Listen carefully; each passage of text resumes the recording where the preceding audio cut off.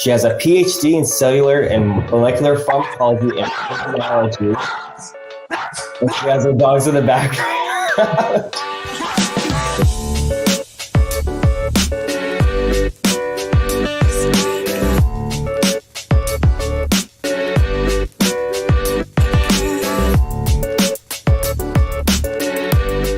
Hello and welcome to 22 Minutes With. I'm your host, Michael Karapetian, and today we are joined by Samantha Romanick, who's a researcher dedicated to studying and fighting plastic pollution. Currently doing her postdoc at the University of Rochester, she's studying microplastics, their effects on the environment, and their effects on human lung and immunity health. She has a PhD in cellular and molecular pharmacology and physiology. She did a great study on MOOP at Burning Man, and she is committed to a zero waste lifestyle. She has started her own zero waste store in Reno, Nevada, and she significantly removed plastics from her own life. Sammy, welcome to 22 Minutes With. How are you doing today? Thank you, Michael. I'm happy to be here. So let's jump into your research. And before we go over what you're studying now, why don't you talk about the Burning Man study that you've done? Sure. So Burning Man is basically a temporary city of 80,000 people that go to the middle of the desert in northern Nevada every year, and they create this beautiful city called Black Rock City. And this is the only temporary city in the world that I know of. And I just thought I go there. When I lived in Reno, I used to go every year. I still do. And, I was just thinking how, this was a perfect opportunity to be able to study how human activity, as well as the process of urbanization, can contribute to microplastic pollution. And it was easy because the desert is so, there's this really fine dust that can erode from the surface of the desert. And we can capture that dust using atmospheric dust samplers.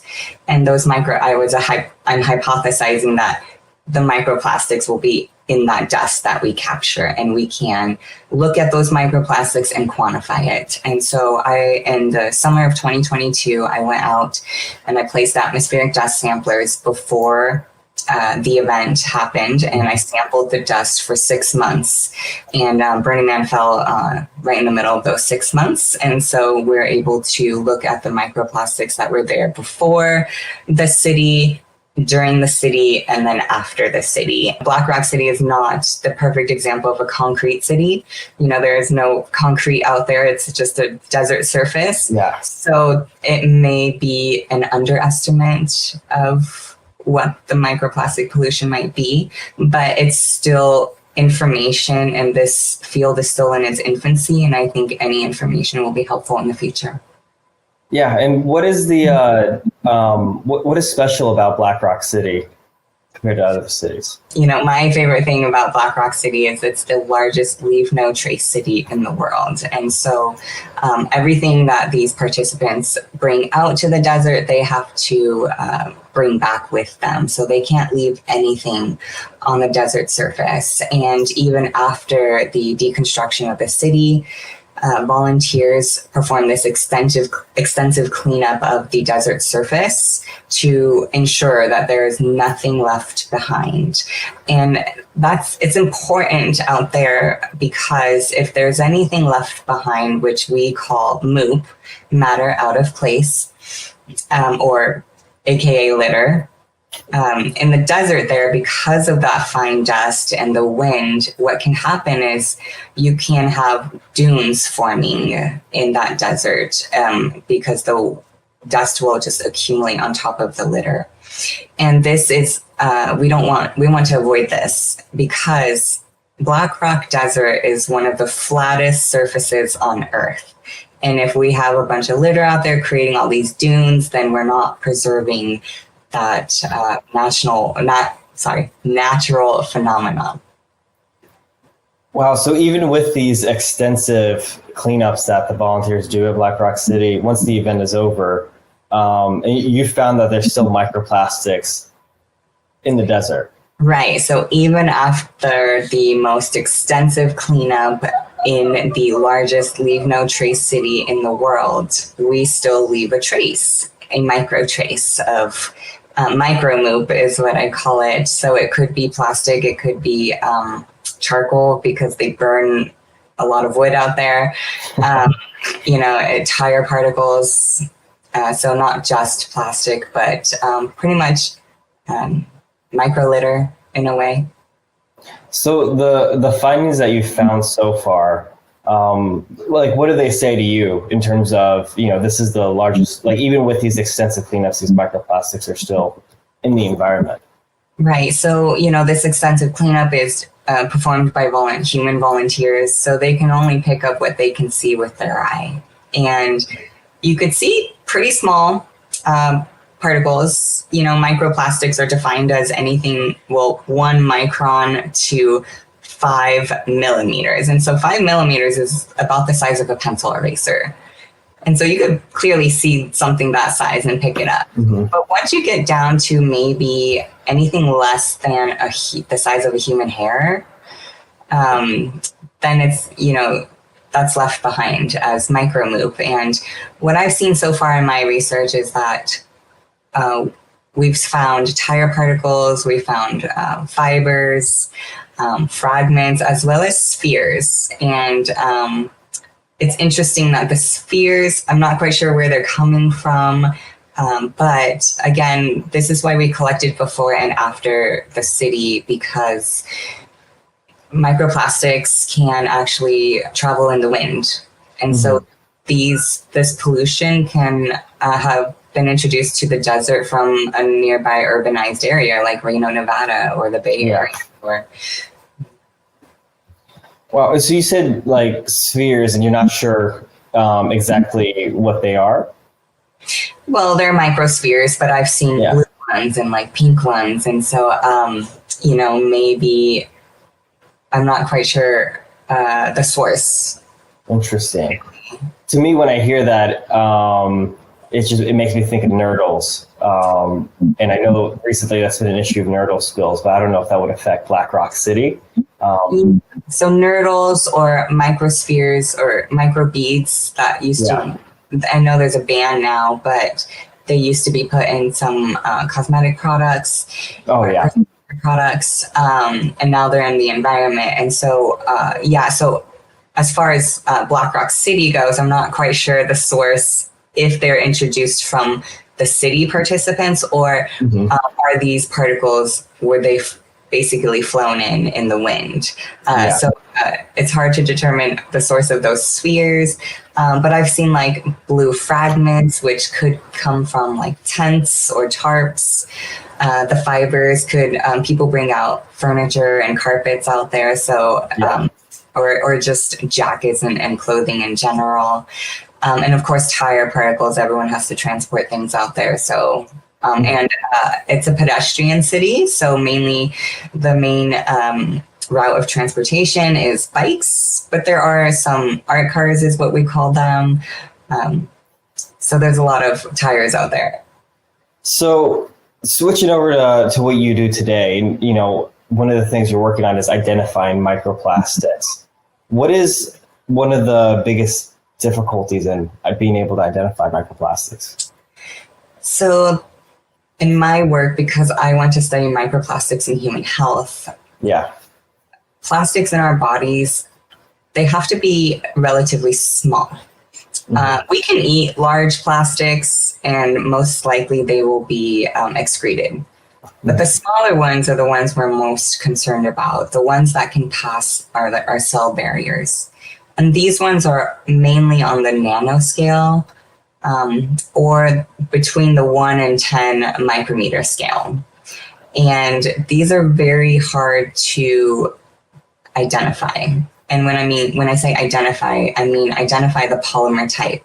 So for example, a water bottle is made of PET, polyethylene terephthalate, and a plastic grocery bag is made out of HDPE, high density polyethylene. And so we want to identify the polymer type because this will help us understand the source of these plastics.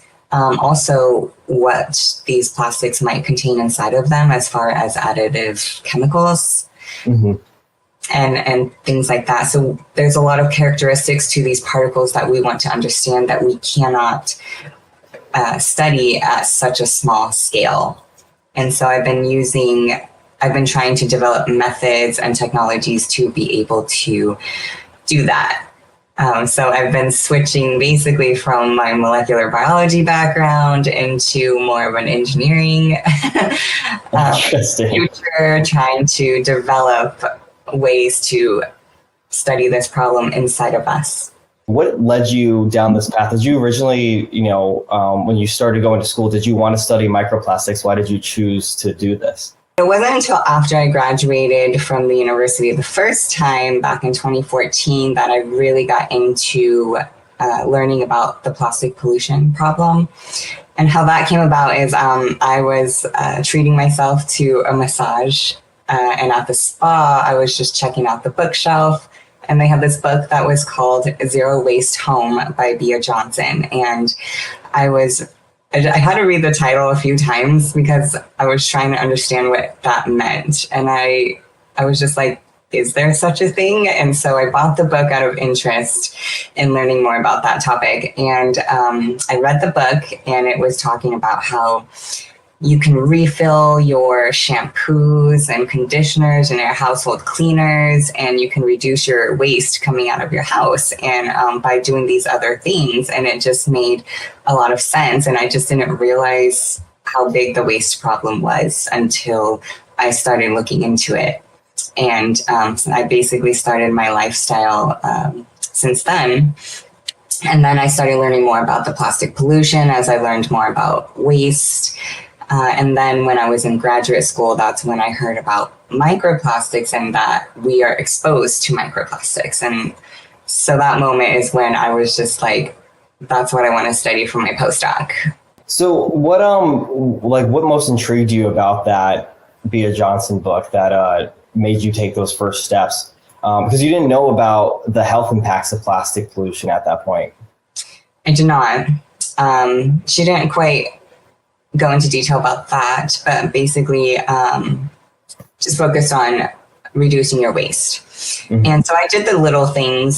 So I just started, using less saran wrap and doing more food prep and refusing things outside of the home and was very mindful of what I brought inside the home.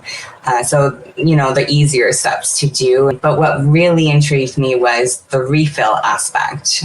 So you can refill your personal care products and your cleaners. And I was living in Reno, Nevada at the time, and I was like, that's a cool concept, and I would totally be into this. So, of course, I go to Google to see if there's anywhere in Reno that refills these kind of things. And of course, there was not. The closest refill shop was in the Bay Area, which is 4.5-hour drive from Reno. Wow. And so I was like, okay, well, maybe that might be a good business idea. And so that's pretty much what led me to opening my own zero waste and refill shop in Reno, Nevada. And this refill shop came a few years later. It was, it's kind of hard to open up a business, especially when you're a graduate student. Yeah. So mainly a mobile shop. So I would just set up at farmers markets around town. And I grew pretty big until the pandemic happened. And then my business took quite a big hit. But it was just like a side project I was doing while I was in grad school, and I really enjoyed it. And so I pretty much supplied my own refills. Well, that's a pretty smart way to do it. So when you started, though, was it more about mindfulness, or was it more about the environment, or was it a mix of both?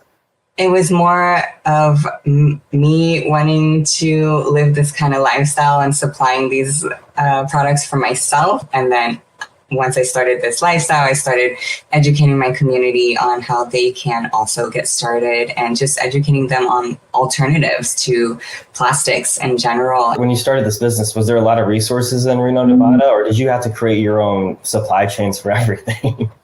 Yeah, so my first idea for the business side of things was I wanted to stay local. I was like, I want to refill and provide all of these locally made products. And I quickly learned that that was very hard to do because Reno's pretty small compared to most cities in the America, and we just did not have the products that I was hoping to supply. And so I did have to outsource. So I did try to find most products in America. So instead of refilling like liquids and stuff, I focused more on solids. So like shampoo bars and shampoo or conditioner bars and tablets for your dishwasher instead of liquids. And that's only because I was a mobile business, and as also shipping liquids is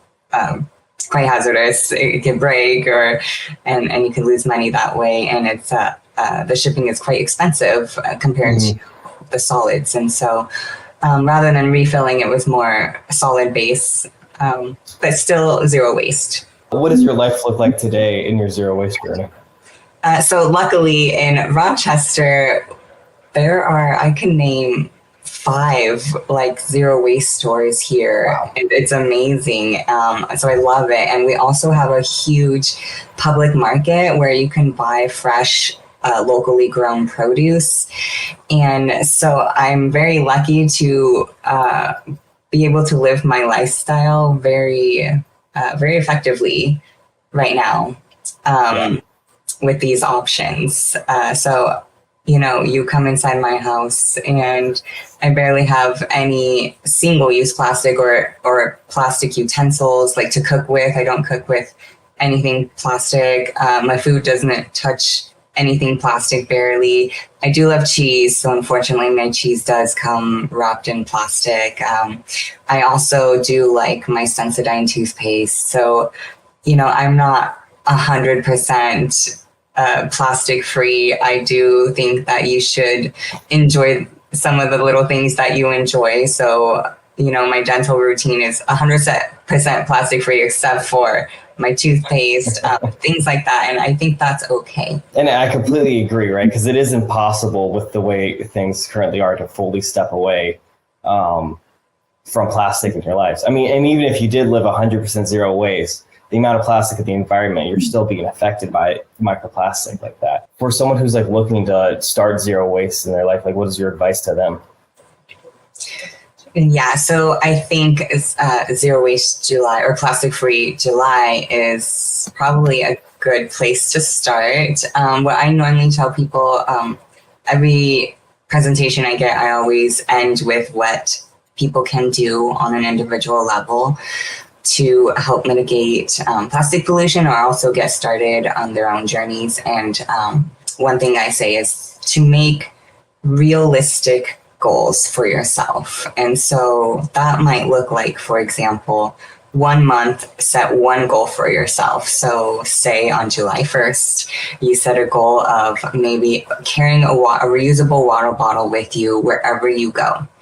And then, as I say, when you practice something for at least 21 days, you create a habit. And so after that 1 month, after you've accomplished that goal, you have created this new habit.